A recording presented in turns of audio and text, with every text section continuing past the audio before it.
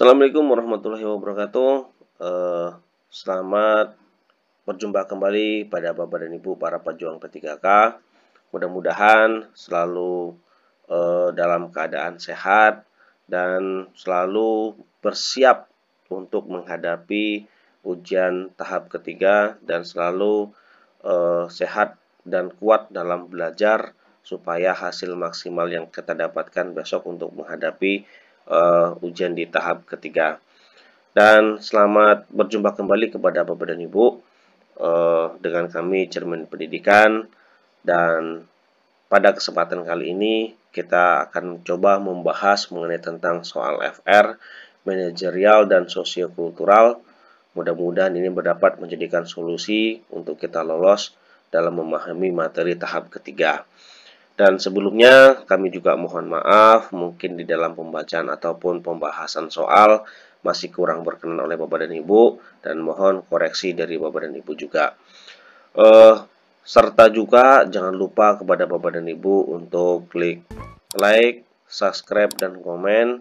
Dan yang paling penting adalah aktifkan lonceng notifikasinya supaya Bapak dan Ibu tidak ketinggalan pembahasan-pembahasan soal yang akan datang.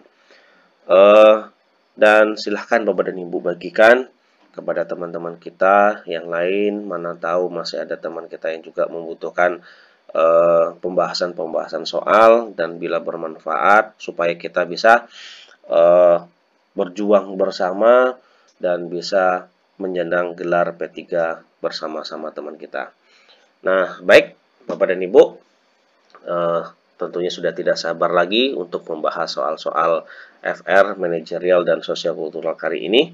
Mudah-mudahan kita akan lolos di tahap yang ketiga. Baik, langsung saja Bapak dan Ibu untuk nomor 1. Jika saya sedang mengerjakan sesuatu, kondisi yang dapat mendukung saya bekerja optimal adalah A. Kondisi tenang dan santai. B. Saat tidak ada seorang pun dalam ruangan. C. Dengan ruangan nyaman dan dingin. D. Apapun kondisinya saya mencoba fokus. E. Saya gunakan pikiran saya agar fokus pada pekerjaan, bukan masalah tempat. Kita lihat di sini kata kunci adalah kondisi, Bapak Ibu ya, kondisi yang dapat mendukung saya bekerja dengan optimal. Mari kita bahas Bapak Ibu.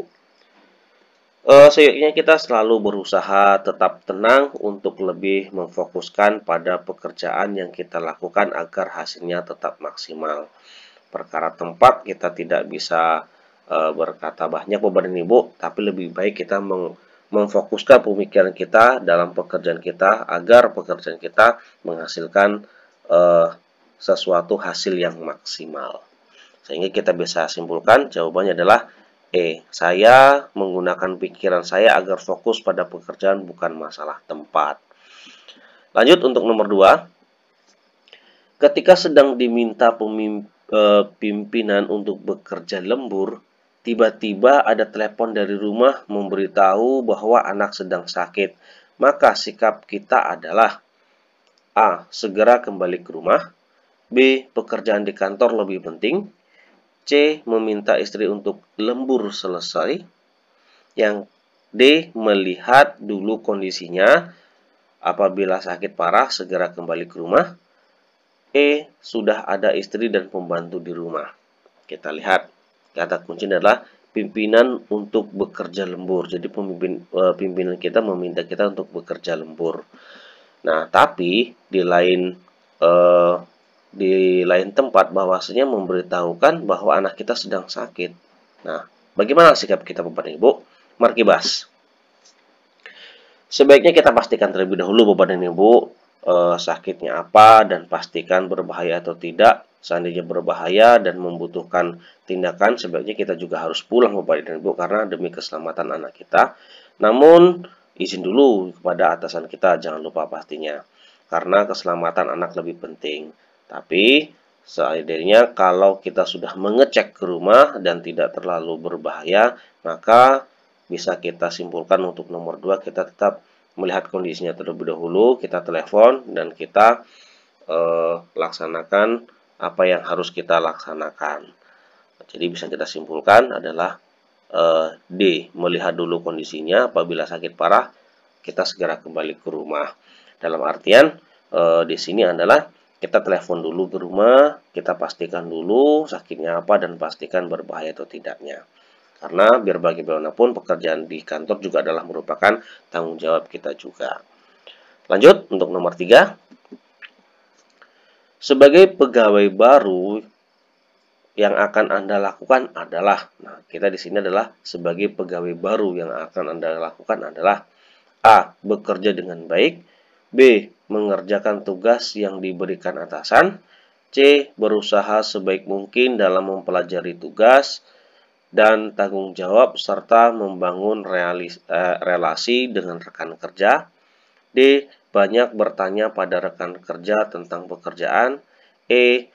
Mengobservasi secara cara kerja. Nah, di sini adalah kita pegawai baru. Mari bahas. Bapak Ibu kita bahas. Sebagai pegawai yang baru, kita hendaknya berusaha untuk menjalankan tugas dengan baik serta menjalin hubungan yang baik juga dengan rekan kita sekantor serta tanggung jawab dalam segala pekerjaan yang kita lakukan. Nah, dengan demikian bisa kita simpulkan untuk nomor 3 jawabannya adalah C.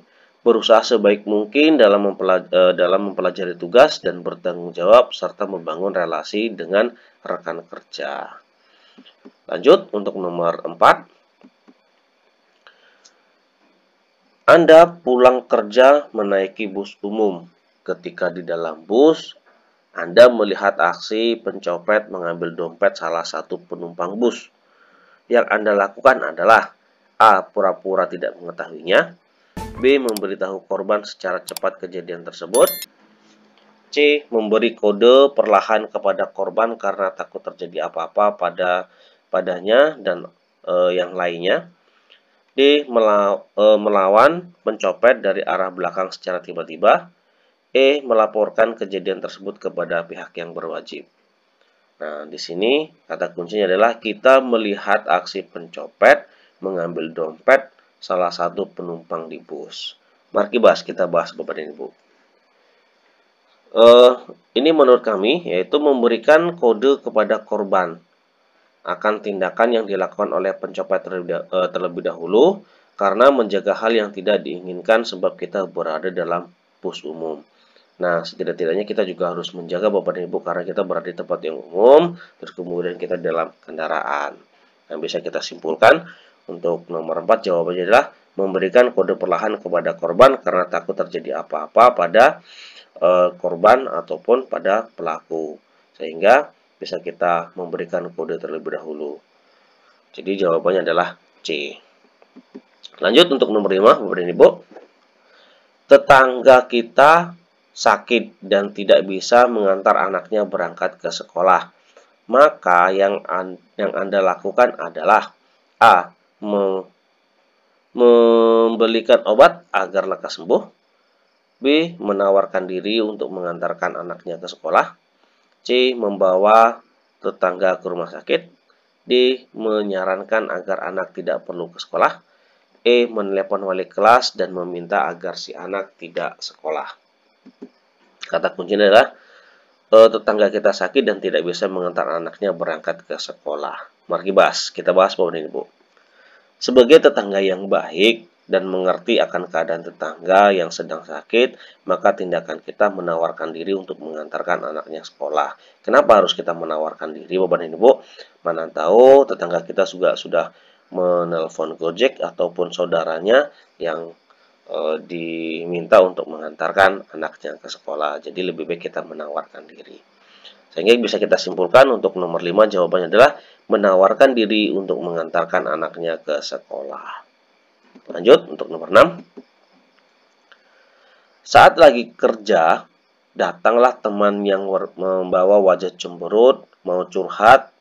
Yang Anda lakukan adalah A. Dengerin curhatnya sambil kerja, B. Bilang ke dia kalau kita mau menyelesaikan pekerjaan dulu, kalau sudah selesai bakal dengerin curhatannya sebaik-baiknya, C. Menghentikan pekerjaan dan dengerin curhatnya, D. Bilang ke dia kita lagi kerja dan tidak bisa diganggu. E. Tidak menghiraukannya. Nah, kita lihat saat kita lagi kerja dan datanglah teman kita membawa wajah cemberut mau curhat. Mari kita bahas Bapak dan Ibu. Yang harus kita lakukan sebaiknya kita memberitahunya bahwa menyelesaikan pekerjaan kita terlebih dahulu yang merupakan tanggung jawab kita Bapak dan Ibu. Baru setelah selesai kita melakukan pekerjaan kita, kita meminta teman kita untuk bercerita, mendengarkan, dan berusaha mencari solusi dan masukan kepada beliau. Ini bisa kita simpulkan untuk nomor 6 jawabannya adalah B. Kita bilang dulu ke dia kalau kita sedang menyelesaikan pekerjaan dulu, setelah itu baru kita mendengarkan curhatannya. Lanjut untuk nomor 7. Anda ditugaskan di daerah yang punya kebudayaan berbeda dengan Anda. Teman satu tim juga punya latar belakang yang berbeda dengan Anda. Lalu sikap Anda adalah A. Menganggap perbedaan bukan masalah. B. Berusaha memahami perbedaan tersebut. C. Tidak memandang perbedaan dalam pekerjaan tugas. D. Biasa saja karena perbedaan itu pasti ada di setiap kelompok. E. Mencoba berbaur agar perbedaan tidak menjadi masalah dalam kelompok. Nah, kita lihat kata kuncinya adalah ditugaskan daerah yang mempunyai kebudayaan yang berbeda. Mari kita bahas Bapak dan Ibu.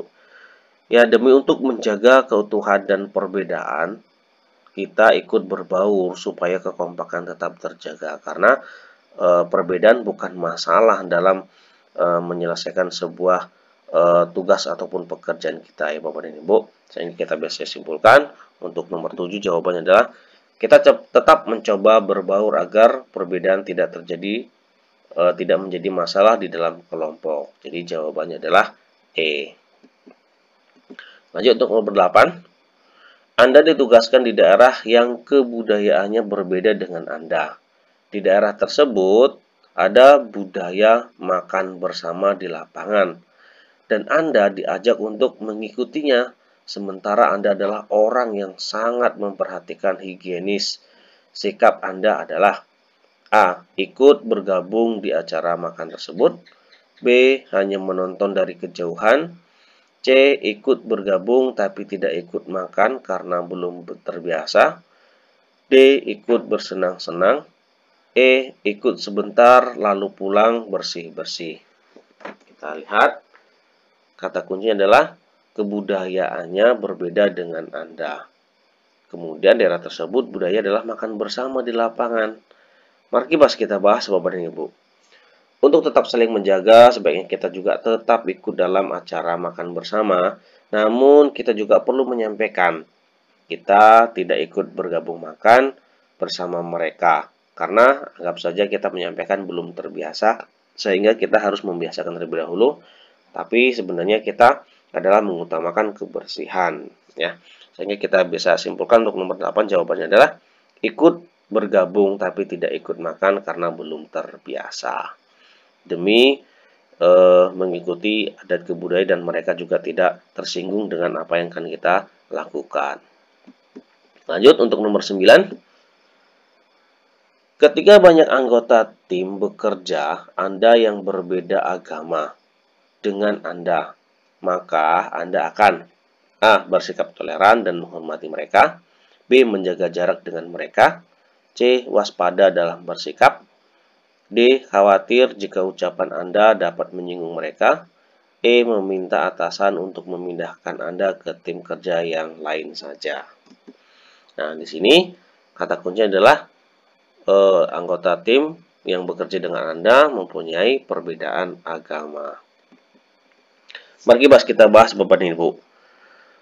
Walaupun berbeda agama, kita tetap saling menghormati dan bersikap toleransi sesuai dengan amanat pasal 29, serta perbedaan agama bukan penghambat dalam pekerjaan yang kita lakukan. Maka, yang harus kita lakukan adalah tetap bersikap toleran dan menghormati mereka.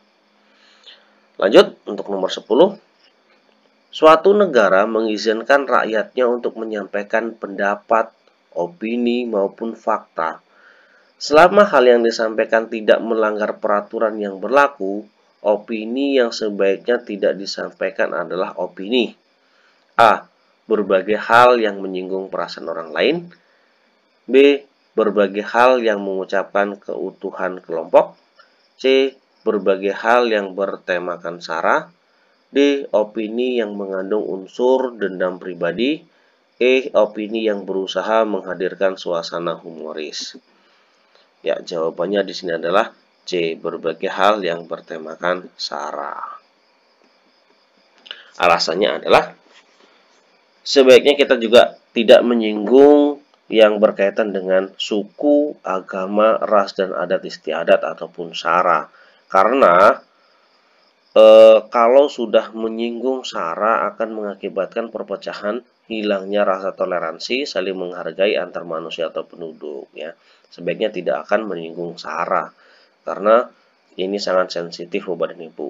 Dengan adanya sara ini bisa terjadi perpecahan di antara kita. Karena kita juga memiliki keyakinan, kita memiliki adat istiadat, kita juga memiliki ras kita masing-masing. Nah, demikian Bapak dan Ibu. Terima kasih untuk pembahasan kali ini. Mudah-mudahan bisa membantu Bapak dan Ibu dan lebih memantapkan lagi untuk bersiap menghadapi ujian tahap 3 yang akan datang. Dan sebelumnya kami juga mohon maaf, mungkin dalam pembacaan ataupun pengisian tidak berkenan oleh Bapak dan Ibu. Mohon koreksi kepada Bapak dan Ibu kembali. Dan jangan lupa kepada Bapak dan Ibu untuk klik like, subscribe, dan komen. Dan yang paling penting, aktifkan notifikasi loncengnya supaya Bapak dan Ibu tidak ketinggalan pembahasan-pembahasan soal berikutnya.